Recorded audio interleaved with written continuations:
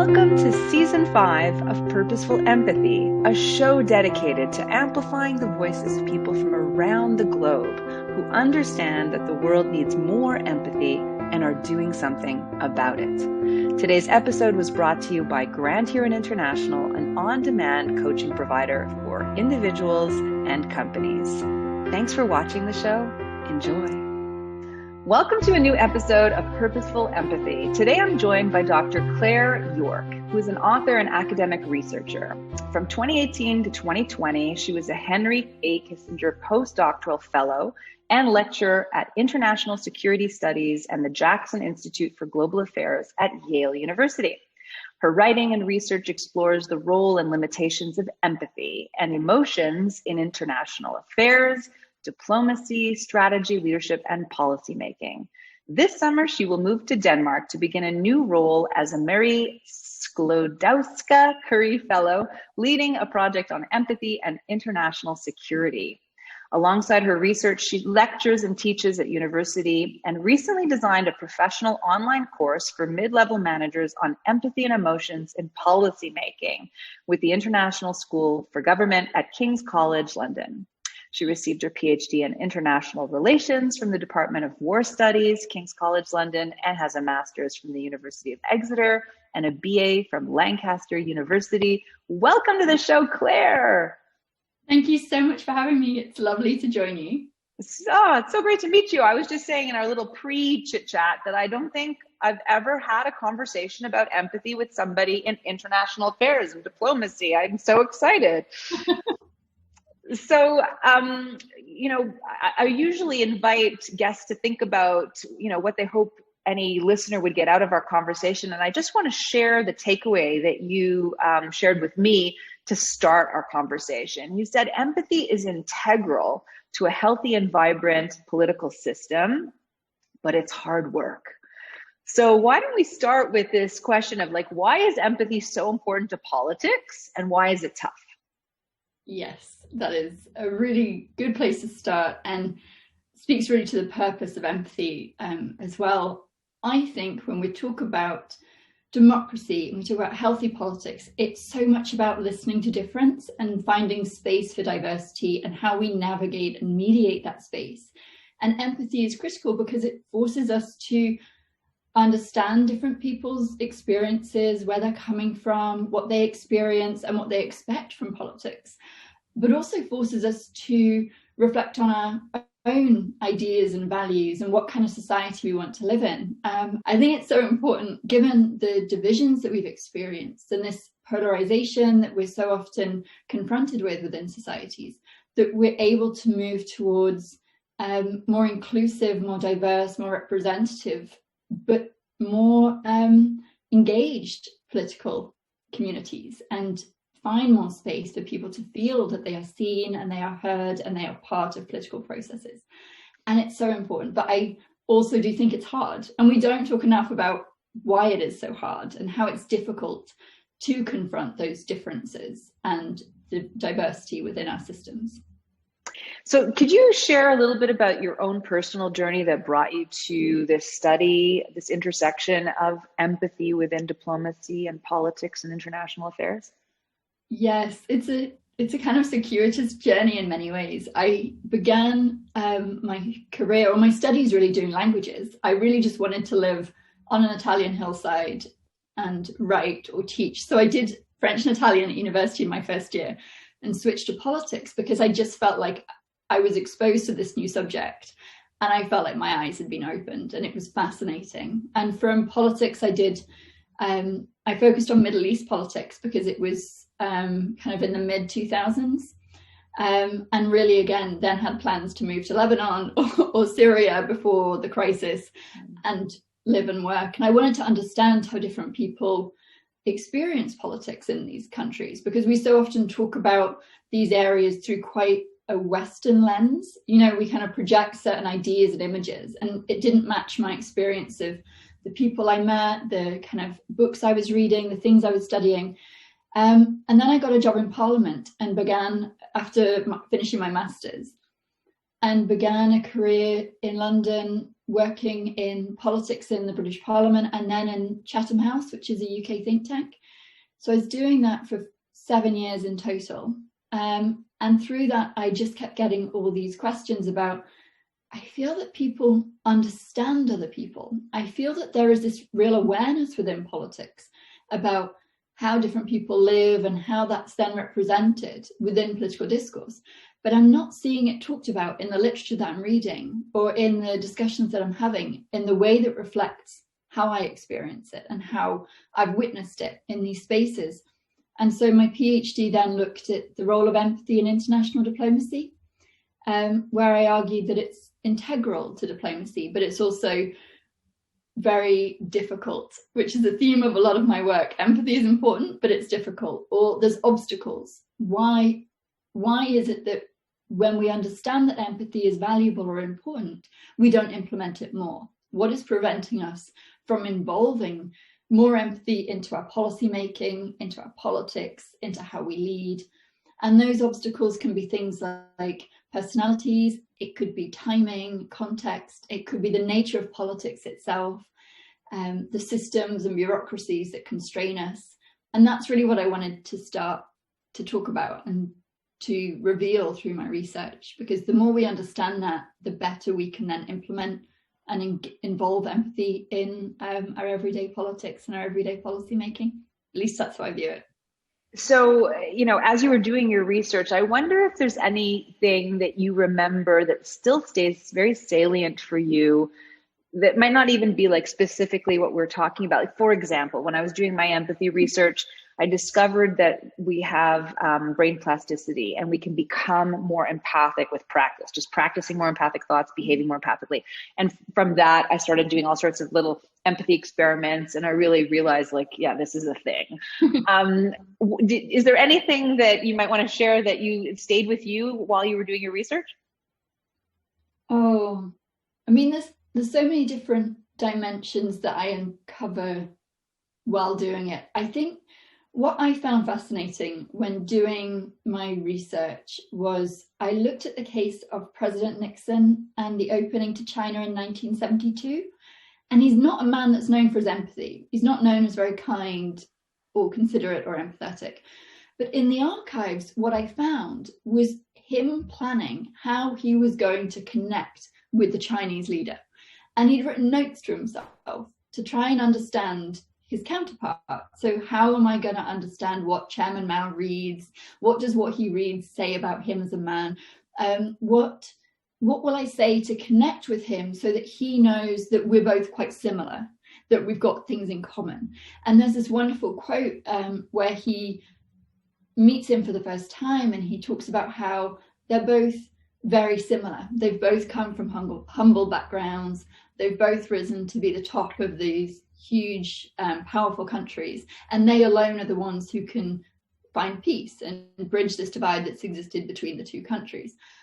And you can look at this in a very cynical way and say that's just him, instrumentalizing empathy and using it. But what I found fascinating was the fact that someone like Nixon still understood that if he wanted to achieve his interests in the People's Republic of China, he had to be able to connect. He had to show the Chinese leaders, both Chairman Mao and Prime Minister Zhou Enlai, that he recognized them as individuals. And he also saw the Chinese people as humans. And this followed decades of kind of language that was very dehumanizing on both sides, where you talk about the Red Menace and you talk about these communists, and it's got this very negative connotation. He had to then say, I see you and I hear you, and I know that this is what matters to you. And that to me, I thought was so unexpected. That is fascinating. Yeah, I'm really glad that I asked that question. I hadn't planned on it, but I'm really glad I did. That's a great little nugget. You also said, okay, so I heard you just say we all need empathy in diplomacy, and yet it's hard, and yet you're doing work. So you obviously feel that there's potential. Like, despite the hard work, the effort gets rewarded. So what does empathy training look like within diplomacy? How do you skill someone for that? There are many different approaches because people have very different learning styles. as you know, and people respond to different incentives or different systems and structures of learning. One of the key things I feel should be incorporated is language learning. And I think that's not just limited to diplomacy. If we teach languages more in schools, you're automatically training people to have access to how other people make sense of the world and how they make meaning within that world. And when you speak another language, you start to see what matters to that country or that culture or that people. I always love, for example, in French Quebecois, swear words are religious, which are not the same in France. And that says something about how they view certain ideas. And I think that really, it helps. And even if you can't speak a language fluently, if you can say, hello, my name is, who are you? How is your day?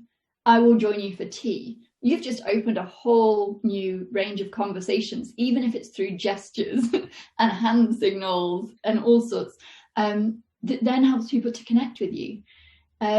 I think literature is another one, encouraging people to not just look at data, but start to read around a country. And a lot of diplomats will say, before they move to a new country, they start to read the literature of that country, because it gives you a sense of the history and the culture and the richness that informs and infuses the everyday. So I think those are some really important dimensions. Yeah, and at a super high level, I totally agree with this, learn the language, learn the culture, but you can't do that in a crash course, right? I'm trying to imagine what the course that you developed to help professionals, what did that look like? Because that must have been a little bit more tactical, more practical, more, not read these 65 volumes and learn Italian while you're at it, right? I know, if only you could do courses like that. Exactly, it wasn't. It was much more, so it was quite a short course because it's designed for people who are working. Really about outlining the importance of empathy. So what is it in theory? What does that mean for diplomacy and policy making? How do we understand that? And then trying to take people through case studies where you're then confronted with different sides of a story, of a certain case study. Also doing things such as role playing can really help. And I found that with my students at universities, that really forces them to see things a different way. Sort of by doing exercises of listening, so listen to the other people. A lot of the things I imagine that you do in your own training, encouraging people to cultivate the listening muscle and that ability to really hear and not hear to respond. And then also talking through the difficulties. And I wanted that to be part of training where you say, I understand some of you are going to be resistant to these ideas, because it's understandable that people will be after we've thought of it as something that's marginal in politics for so long. And this is why it encounters challenges, and then detail some of those obstacles. So it's dependent on who's in your organization, the diversity that you've got, the access to different ideas and opinions, how much that's valued.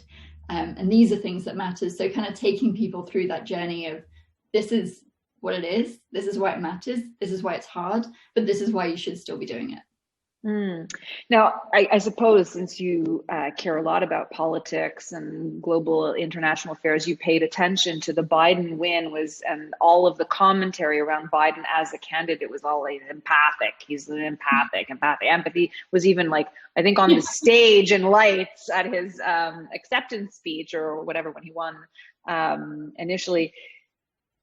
Are you sensing that the appetite for empathy within those spaces is growing, that people finally get it, and it's not just this little soft, fluffy, nice to have over there?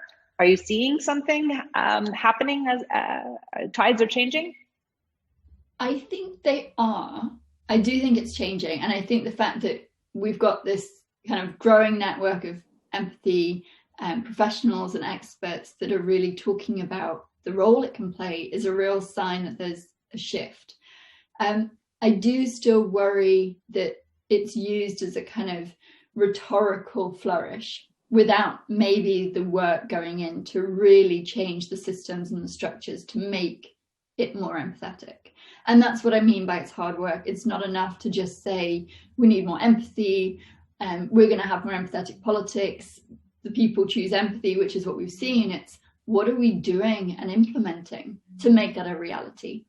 And that's where I think then it's maybe slower than some would hope, but the very fact that it's in progress is, I think, a real source of encouragement. I think it is changing. It's not going to be immediate. So, that begs a question. Have you been practicing what you preach? Have you noticed in your own life, in your own personal relationships, that you are behaving differently through the research that you've done on empathy?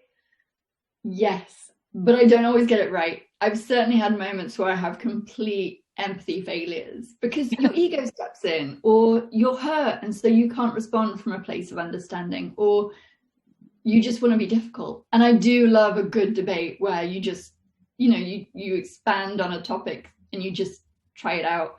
But yeah, I found that I'm much more willing and able to listen and to hold space without needing to cast any kind of judgment or opinion or add anything to it. And that's been really valuable, a lot through some of the trainings that are offered. There's a number of people offer training, and just the process of realizing how it can be damaging to people if you shut them down and don't let them speak, that you then foster more problems or you contribute to some of the issues that you're trying to work to address. I mean, I don't know, do you have the same as well? Do you? Oh yeah, I'm night and day. Like I'm not the same person that I was before at all. And I'm happier for it too, right? I've practiced becoming more empathic, and it's been so rewarding that it's really self-fulfilling. And I am certainly also in the category of a work in progress who doesn't get it right all the time, for sure. So we share that. I know you're writing a book about empathy. Tell us about that. Yeah, so I'm working on 2 books, but one that I think is most relevant is probably the book on political leadership, which is about what it means for us to be led by politicians who understand the value of empathy and what that means for society. So I'm really excited about it. It's quite big. It can be quite daunting because I know you've also just written a book as well. So the process. I'm in the process. So yeah, I feel you. Yeah. And you have days, I mean, I'm actually really inspired by the topic every day, but some days the words come more easily than others. So yeah, I really want to pick up on this idea of we can do politics differently. I really believe that. And I think it would be beneficial for so many people to see leaders who care, to see them communicate that they're listening and interested in the diversity of the communities and the societies that they represent, and that they can use their power to create spaces for people to feel more secure and more seen and more heard and more able to live, very free, prosperous lives in the kind of broadest possible sense of the words. So yeah, I'm really excited about it. And I've been doing a few kind of articles alongside it on those themes. So is it where you're looking at different politicians historically and contemporary, or what is that how it's organized, or thematically? More thematic and then drawing on different people. I don't know if you've got a politician that you most look up to. Look up to now, I think it would be Jacinda Ardern. She's just done a phenomenal job in New Zealand after the domestic terrorist attack and through COVID. And I've interviewed a couple of people from New Zealand and just asked, is she really all that? Or maybe, the global media is giving her too much hype. And the sense is across the board that she's just a caring, deeply caring person, and it's really working for her in her politics. So yeah, I was going to ask you if you write about her at all. Yes, I mean, I just think she's showing that it can be done so differently, and also with a real integrity and strength that I think people also look for from politicians. It's not just about empathy, it's about what else they bring and their ability to get things done. And she just seems to really show it's possible, and that is such a source of hope that you can have people lead in different ways. So definitely So surprise me with somebody else that you're writing about or have done some research about that I might not have at the top of my list as an empathic leader. Oh, so I mean, I'm obviously talking about Joe Biden, Barack Obama. There'll be people like Nelson Mandela, who I think were just phenomenal in bridging divides within society. One of the things I will be touching on, which is maybe a surprise, is that some people would argue Trump is empathetic. I know, which is challenging, but when I've written things and when I've spoken about things, some of the comments I have back is, but Trump understands people. And I want to get into that in the book. Why is empathy subjective? And what is it about Trump that makes people think that he is empathetic? Or is he actually pushing at the boundaries of the definition of empathy itself? So I do want to talk about maybe the fact that empathy doesn't always look like what we like or what we think. Right. What comes up for me immediately when you say that, because I when I do a presentation on empathy and I do my top 7 things that I think people should know, so we're all on the same page and have same language for the next level, is that I talk about how we're all born with a natural capacity to empathize, with 2 outliers. One group are people who are neurologically atypical, right? So sometimes on the spectrum, and then psychopaths. And when I talk about psychopaths, many psychopaths, if not most, actually have quite a good capacity, a cognitive capacity to empathize, that they could imagine what somebody else is thinking or feeling about a situation, but they lack the affective empathy to feel what someone else is feeling. So I think that it's an important distinction that, I'm willing to live with the idea that Trump has the cognitive capacity to empathize, but I don't actually think he has an iota about what it means to live another reality besides his. So that's all my feedback would be. No, I think that's fair. And I wanted to include it because so many people have commented on it that I thought it's really worth digging into. What does this mean for how we understand empathy in this space? And what is it that people do connect with him on? What is it that they do feel he does get right in terms of speaking to their need to feel seen and heard? So I'm aware it's one of those challenging issues, but I do think we need to dig into it and understand it a bit better. And I think you're right for another reason too, which is, he's not the most sophisticated person who really understands the intricacies of lawmaking and how democracy functions in the US. So imagine taking somebody who could do what he does and marry that with somebody who's very clever, like the gentleman who used to run the Senate, and he's still very powerful in the Senate, Mitch McConnell, or even somebody even with more nefarious intentions, right? I think we need to pay attention to how compelling it is for the masses to feel heard and seen, because it can be, used for very ill outcomes. Yeah, and I spent time in 2016 actually, just after Brexit and before the election of Trump in the summer, doing some of my research, and I'd get a lot of Uber rides around California because that was where I was doing my research at the time. And so many of my Uber drivers were like, I really like Trump. I feel like he gets me. I feel like he gets where I'm coming from. And I think my Uber rater took a hit because I was like, let's dig into this more. But it was kind of instructive to me that I'd come from London and then would be going to DC, which were very much these kind of political establishment bubbles. And they weren't listening to what people outside of that were saying or feeling, or how marginalized some people felt. And that's important. It's really important that people in the political establishment are able to say, our bubble is not the only one. There's a world outside there, and we need to engage them in this political process. Yeah, absolutely. So how do you think we can cultivate empathy within societies to actually address our divisions, polarization, political tensions?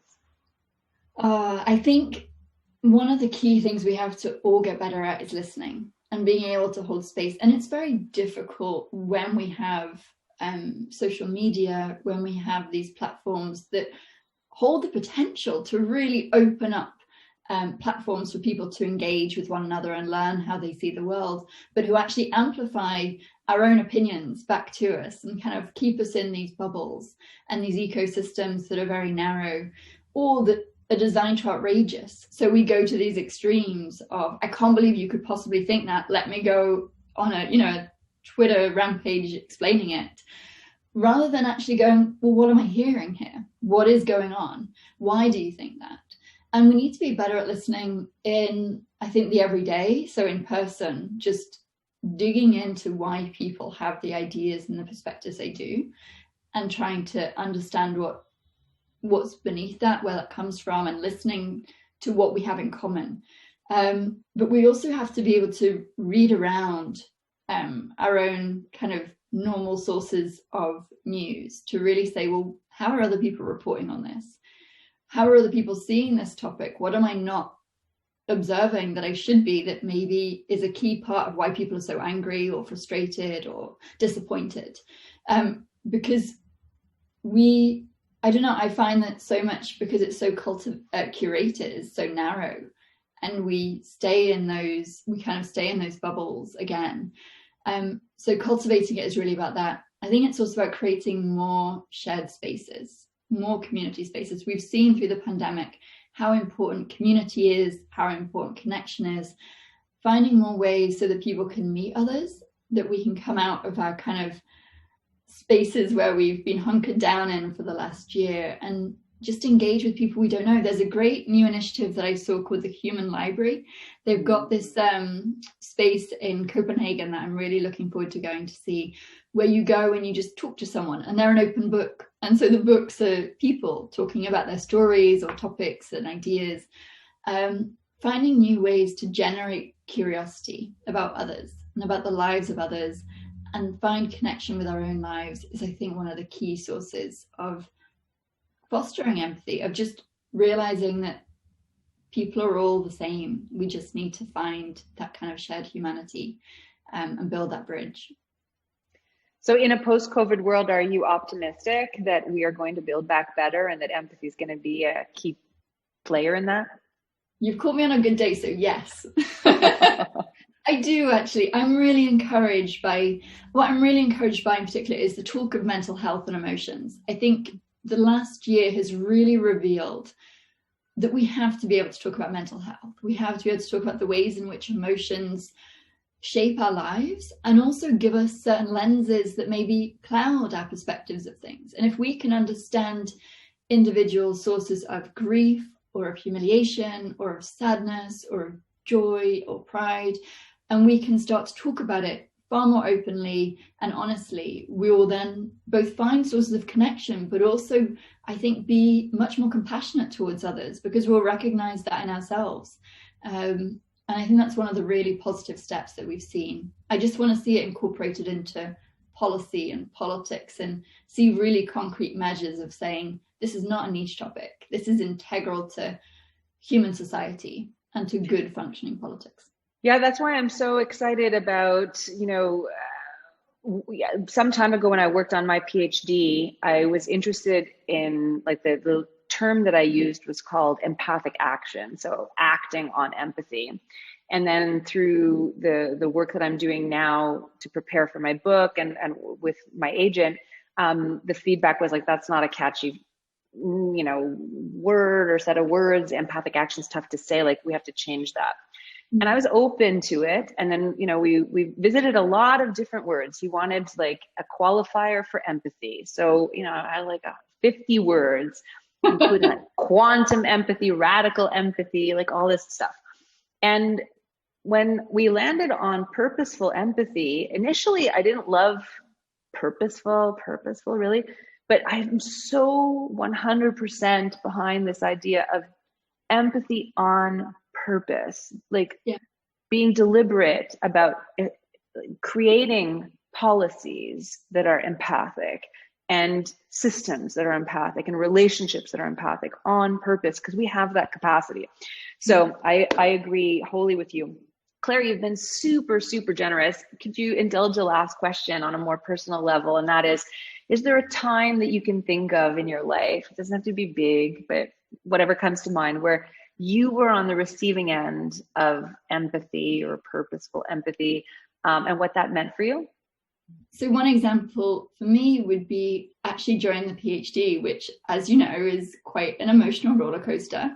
And I decided to switch topic and just change things entirely after a year, to focus on empathy, and that it was going to be this topic. And I felt like I was really going out on a limb, because I was working before on ideas of strategy and complexity, which to me are central to empathy, but I wanted to then go into this emotional dimension. And I didn't sleep very well for a while making this change. And I didn't really, it was that process of having to trust that there's a reason you've made this change. Like, it's kept you awake because you needed to do this change. Now you've just got to live it, and you've just got to trust that it's going to work out. And I was so fortunate to be surrounded by senior professors who were supervisors and advisors who were just able to sit down with me and acknowledge the concerns and the fears that I had, because they'd been through it. They'd been through the PhD process, and they knew what was expected. They knew that every PhD student has their crisis in some form.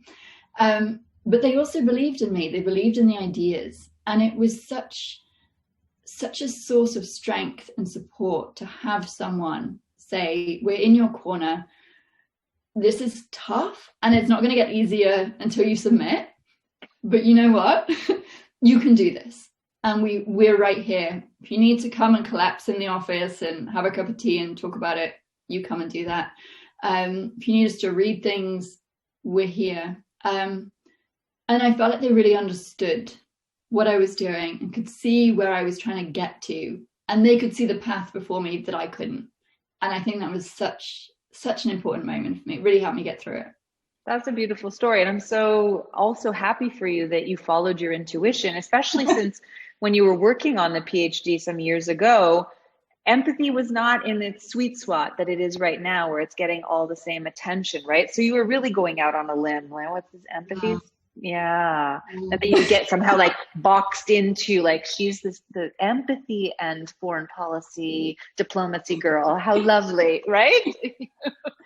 I know, and I don't know if you have the same. I'm always concerned that it looks like what you're doing is soft and fluffy because you're talking about feelings. And I'm like, this is hard stuff. It's strategy, it's politics, it's right at the heart of it. We really need to not dismiss it, but it's so easy to, given the kind of way it's framed in public discourse.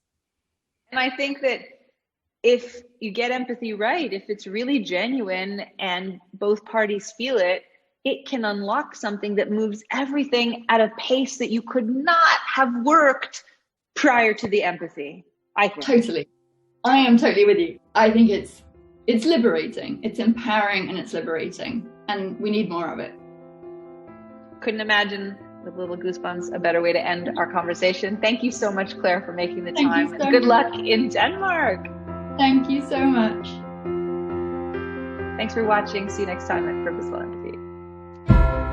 What if you had access to your own council of coaches to help you break free from your thinking clutter, or make an important decision, or liberate you from whatever's holding you back? At Grand Huron International, you get to choose the coach of your choice from any place, anytime. Visit grandhuroninternational.com and harness the power on-demand coaching today.